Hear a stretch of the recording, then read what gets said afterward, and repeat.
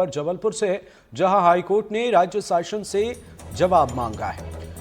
अधिकारियों से भी जवाब तलब किए गए हैं। नेशनल हाईवे पर गड्ढों और मवेशियों का मामला है। राज्य शासन पीडब्ल्यूडी के प्रमुख सचिव को नोटिस जारी किया गया है। एमपी आरडीसी के प्रबंध निदेशक और एनएचएआई को भी नोटिस जारी किए गए हैं। हाईकोर्ट ने 4 हफ्तों में जवाब देने के निर्देश दिए हैं। तो यह अहम खबर आपको जबलपुर से बता रहे हैं। हाईकोर्ट ने नेशनल हाईवे पर गड्ढों और मवेशियों की समस्या को लेकर इस मामले पर कड़ा रुख अपनाया है और कड़ा रुख अपनाते हुए राज्य शासन और संबंधित अधिकारियों से जवाब मांगा है। कार्यवाहक मुख्य न्यायाधीश संजीव सचदेवा और न्यायमूर्ति विनय सर्राफ की पीठ ने इस मामले में राज्य शासन, लोक निर्माण विभाग के प्रमुख सचिव, एमपी आरडीसी से के जो प्रबंध निदेशक हैं और एनएचएआई, इन दोनों ही डिपार्टमेंट को, अधिकारियों को नोटिस जारी कर 4 हफ्तों के अंदर जवाब देने के निर्देश दिए हैं।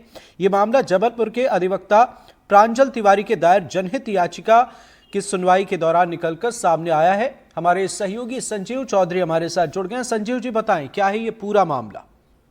ये मामला ये है कि जो राष्ट्रीय राजमार्ग क्रमांक 43 और 45 है, उसका रख रखाव नहीं हो रहा। हालांकि ये टोल यहाँ पर नाके हैं, पर उसके कारण बहुत सारे मवेशी जो बारिश के समय सड़कों पर आ जाते हैं, सूखी सड़कों के कारण वहां पे लगातार एक्सीडेंट हो रहे हैं। मवेशियों की भी जान जा रही है और गाड़ियों के भी एक्सीडेंट हो रहे हैं। उसी के साथ साथ बहुत सारे गड्ढे हो गए हैं जिनका रखरखाव टोल नाके चलाने वाली एजेंसी को करना चाहिए, लेकिन उन्होंने भी नहीं किया।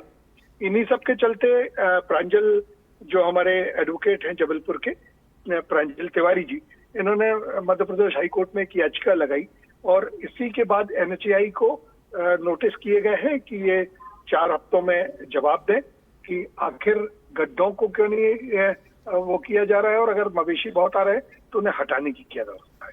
बिल्कुल संजीव जी, ये वो रास्ते हैं जिस पर टोल वसूले जाते हैं। जरा हालात बताएं आप, कैसी स्थिति है, क्या कुछ मुश्किलें आती हैं? देखिए, टोल नाकों पे स्थिति ये होती है कि इनके रखरखाव की जिम्मेदारी टोल एजेंसी को होती है, लेकिन बारिश की आड़ लेते हुए ये कई दिन पहले से ही और कई दिन बादों तक ये रखरखाव नहीं करते हैं और इनका एक बहाना ये होता है कि बारिश का मौसम है, इसलिए ये रोड में दिक्कत आई है। पर किया पूरे समय जाना चाहिए।